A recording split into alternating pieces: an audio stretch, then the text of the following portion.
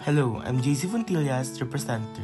I'm going to discuss about Gregorio de Jesus' version of First Cry on August 25, 1896.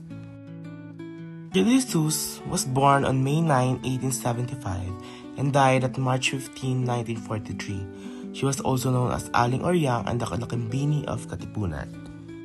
She is known to be the keeper of the secret documents, seal, and some weapons of the Katipunan, in which constantly put her life at risk in safeguarding them. Gregoria de Jesus, the wife of Andres Bonifacio, was an important figure in the Philippine Revolution of 1896. Known as the Kalakambini of the Katipunan, she was deeply involved in the revolutionary movement against Spanish colonial rule in the Philippines.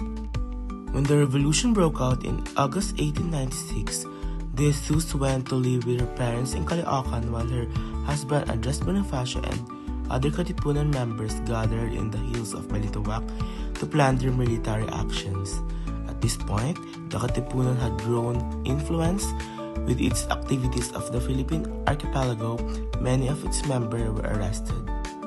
As the revolution intensified, Gregoria found herself in danger of being arrested due to her association with Andres Bonifacio and her involvement in the revolutionary activities. She received a warning from her friends that the Spanish authorities were planning to arrest her. Then Gregoria's accounts also provides her version of the First Cry of the Philippines Revolution, an event traditionally seen as the moment when the Filipinos openly declared their resistance to the Spanish rule. The first cry occurred on August 25, 1896, near Caloocan. This is an important historical detail because different versions of the first cry's location and the exact date exist. Through her experience, we see a woman deeply involved in the revolutionary cause, not just as the wife of the revolutionary leader, but as a revolutionary of her right.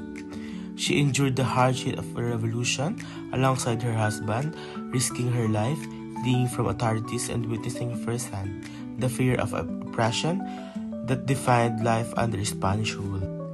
Thank you for discussing it with me. I'm JC Fontillas, BSMY 2A6. Sa revolusyon, nagbunga ng 8 anak ang pagsasama ni Oryang at ni Julio.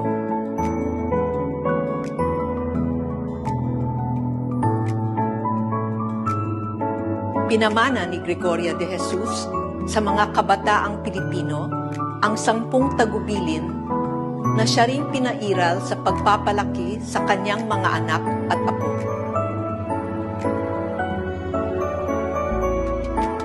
Isang pribilehiyo ang maging kaanak ni Gregoria de Jesus at maging bahagi ng makasaysayang paggunita sa isang babaeng bayaning tunay na nagmahal sa ating bayan.